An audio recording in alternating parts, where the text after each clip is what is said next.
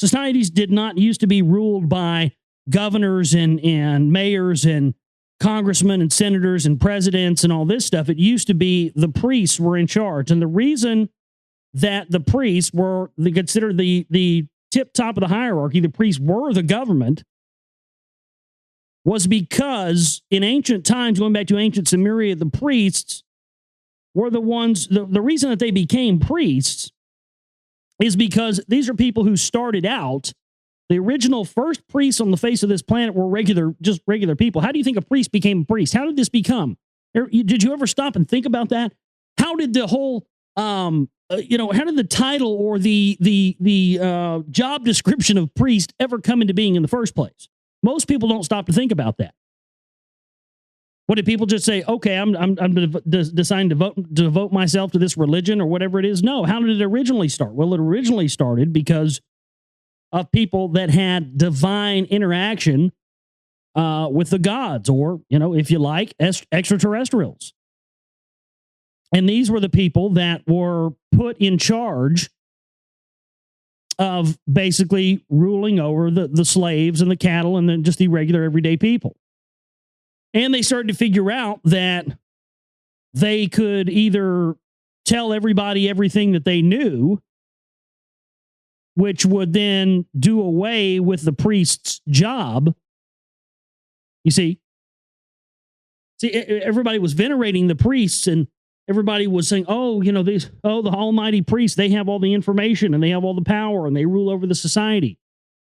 But if the priests ever let everybody in let's just say ancient Samaria, if the priests in ancient Samaria had let all of the regular people know the things they knew, there would be no need for a hierarchy. There would be no need for them.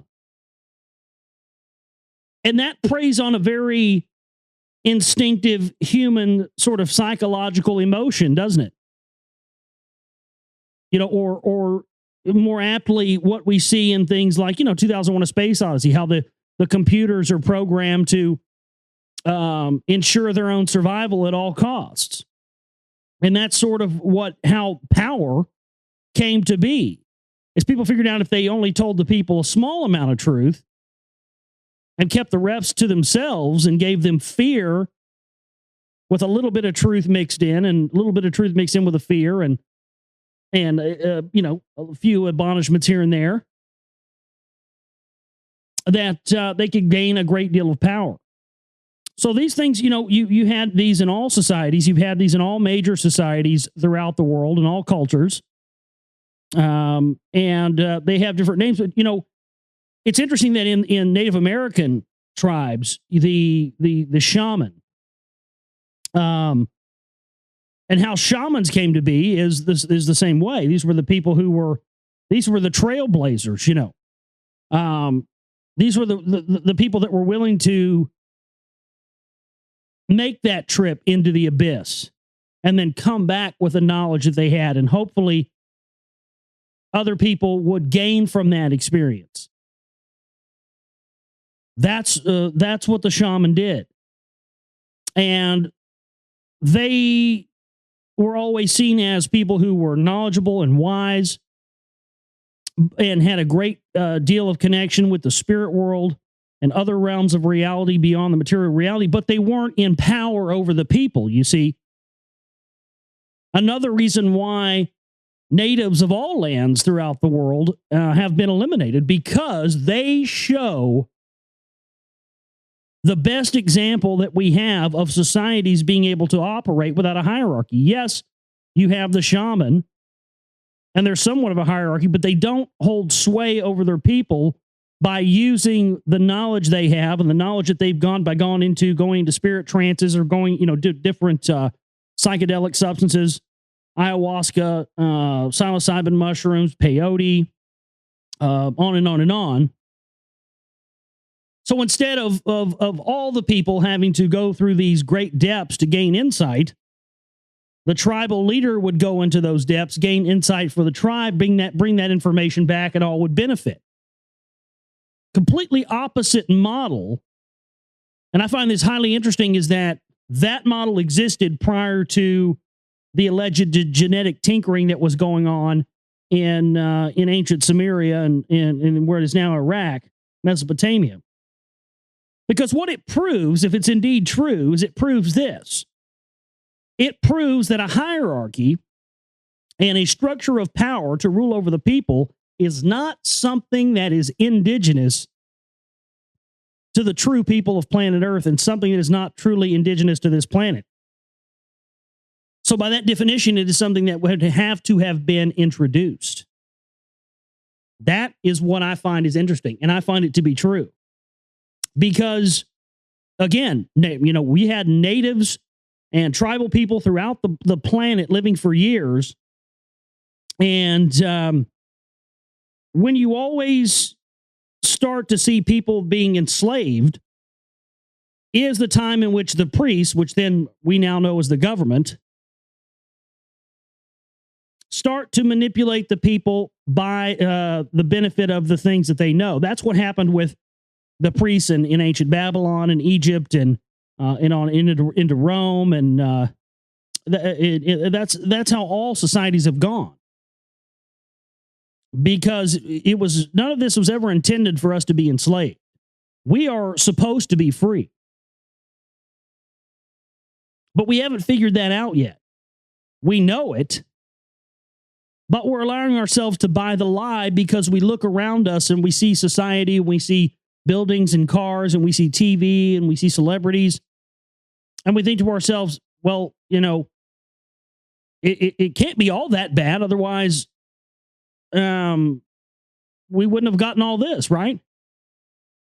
It can't all be bad, otherwise, we wouldn't have gotten this far in society. You see, that's such that's such a naive way to look at it, because who's to say that it wouldn't be better than this? And why is what we've done so great anyway?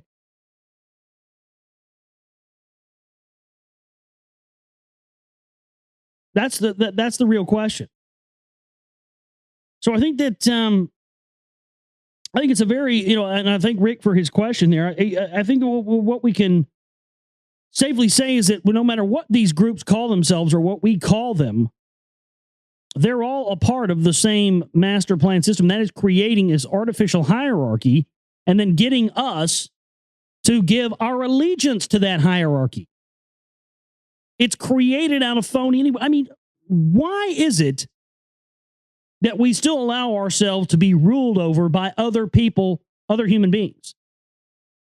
Why are you and I sitting here right now in this fucking room, wherever we are,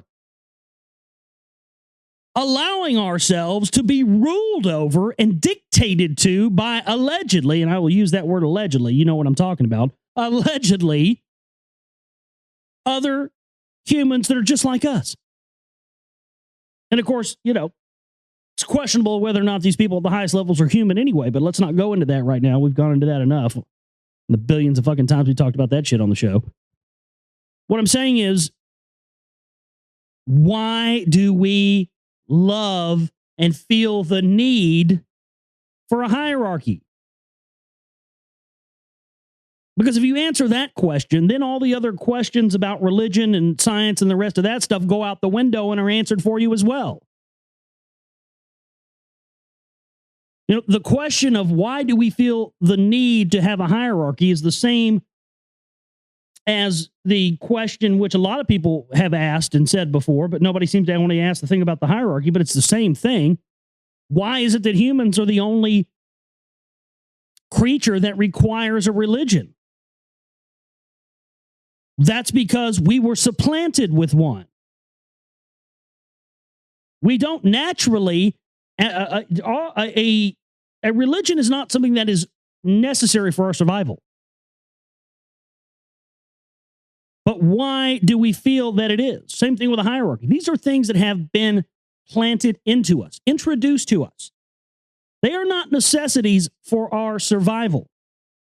You do not need a hierarchy of other individuals, other alleged humans, ruling over you and dictating to you in order for you to survive. Everything we need to survive is found naturally occurring on this planet. I mean, there are cancer cures growing in mushrooms out there in the world that you can go pick off the ground and eat and cure of cancer. There is nothing the human body can have wrong with it, but it can't be fixed by natural occurring things on this planet. You know, is whether or not you believe in a god or a devil or a prophet or anything else, is that necessary for your survival? On a base animal level, do you need a deity in the sky watching you jerk off under the covers and you know, checking his list to see if who's naughty and nice? I mean, is that really necessary for your survival? No. So why do we continue to allow ourselves to believe that we need these things? We do not need a hierarchy for our survival. We do not need a religion for our survival. So why don't we toss all that out and get back down to what we need to survive and live on this planet? Oh, we can't have that because then you can't have power, can you? Nope, you can't have control. You can't have maniacal egomaniacs ruling over populations, can you? Because if we did away with those things that are not necessary to our survival, you'd be surprised how quick the problems of this world would go away. So the problems in this world are coming from things that are being introduced to us from the time that we can open our eyes. We are inundated with things that are not necessary for our survival.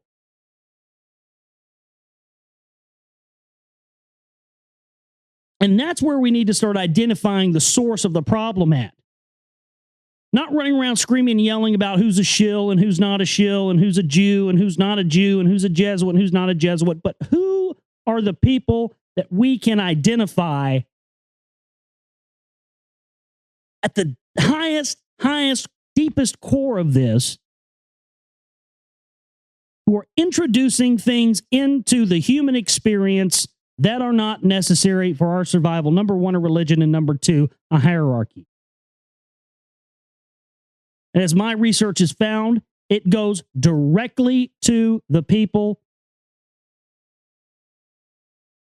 that happen to be connected to the people out there that claim to be the truth speakers and the revolutionaries and the truth tellers. It makes me sick to my stomach. These guys like Alex Jones, they don't know how to spell the word truth. They don't know what it's like. These guys don't know what it's like to give everything up to do this. These guys Alex Jones gets his meals paid for everywhere he goes in he gets a glass bottom boat and $1 million house with live-in maids. You think that guy is hurting for the truth? Fuck no. You have to throw away the earthly desires if you really want to know what's going on. Because the things come to play in this society where eventually it's like no matter what you try to do, you almost have to completely shut yourself off from the rest of society to not be inside of the system of evil that you're fighting against. It's very difficult. But I think that's where we need to start putting our energy and our research is. Let's find out, if you can find out who is controlling the hierarchy and in introducing the need for a hierarchy and introducing a need for a religion into the human experience, that's who we need to fucking get out of town. That's the people we need to identify as a threat. Do the bankers have the power to introduce a hierarchy